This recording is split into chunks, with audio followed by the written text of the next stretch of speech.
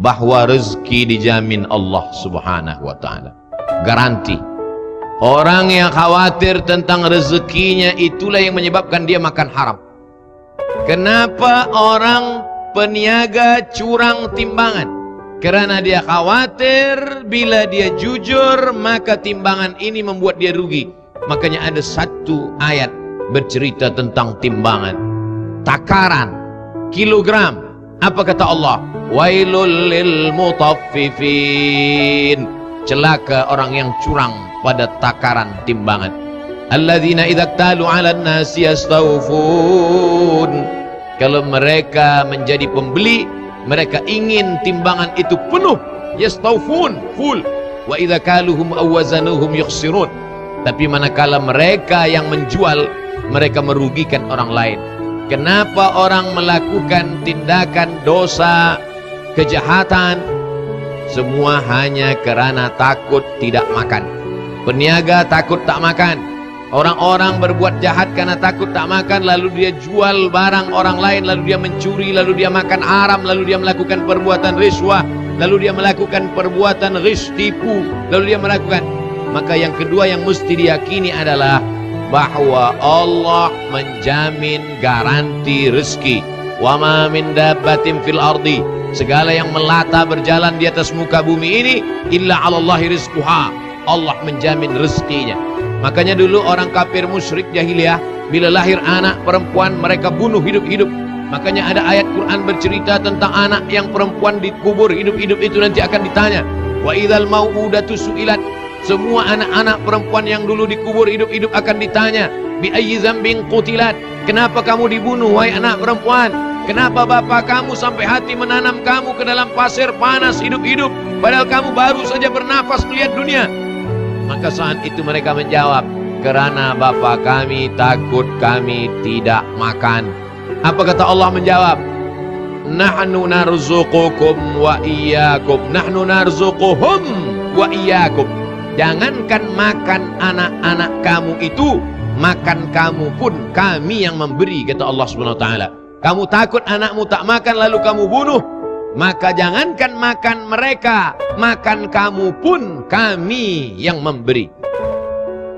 Jadi hari ini kita lihat ada orang yang takut, saking takutnya kepada rezeki, lalu dia tidak lagi takut kepada Allah. Bangkitkan rasa takut pada Allah, habiskan rasa takut 100% untuk Allah, sehingga tiada baki, tak ada tersisa lagi dalam hati kita untuk takut tidak makan, untuk takut anak tidak sekolah sampai university, untuk tidak takut. Tapi semuanya tetap ada ikhtiar.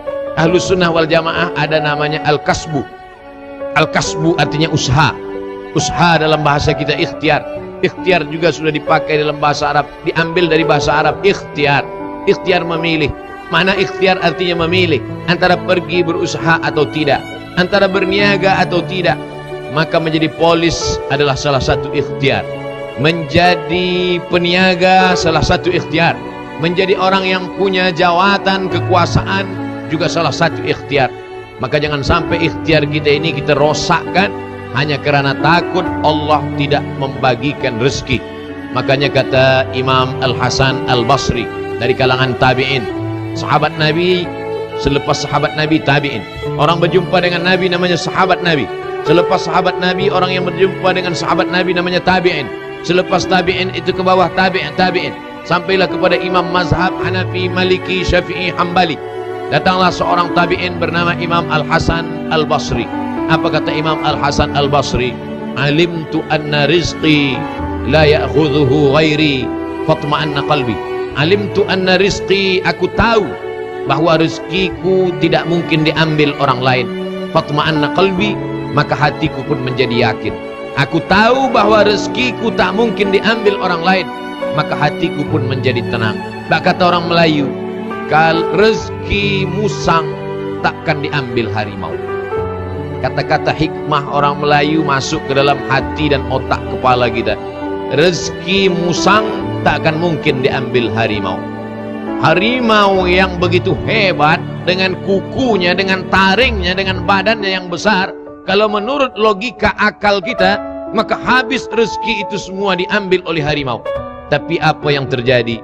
musang tetap dapat, bahkan semut-semut kecil pun tetap dapat, karena Allah sudah jamin semua itu ketetapan Allah Subhanahu wa ta'ala. Maka kalau sampailah rasa takut itu membuat kita menjadi curang, datanglah Nabi ke dalam pasar, lalu kemudian Nabi melihat ada makanan bertumpuk, Nabi masukkan tangannya ke dalam. Manakala Nabi masukkan tangannya ke dalam, Nabi merasakan ada yang basah. Ya sahibat ta'am, hai penjual makanan, kenapa ini yang di dalam ini basah? Basah maknanya dia kena hujan. Kalau makanan tepung kena hujan atau korma kena hujan, dia akan busuk, dia akan bercendawan. Maka kata Nabi SAW, kenapa yang di dalam ini basah? Kata yang menjual makanan, asabahul matar, kena hujan ya Rasulullah. Kena hujan, kenapa kamu timbun yang basah di dalam, yang kering di luar? Maka semua pembeli akan berkata, oh cantiknya makanan, indahnya makanan. Lalu dia beli banyak, rupanya yang di dalam itu sudah busuk. Kenapa kamu menipu? Man ghasyana falaysa minna.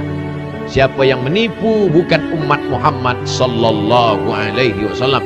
Pagi, petang, siang dan malam kita katakan asyhadu an la ilaha illallah wa asyhadu anna Muhammadar Rasulullah. Pagi, petang, siang, malam kita katakan aku umat Muhammad sallallahu alaihi wasallam.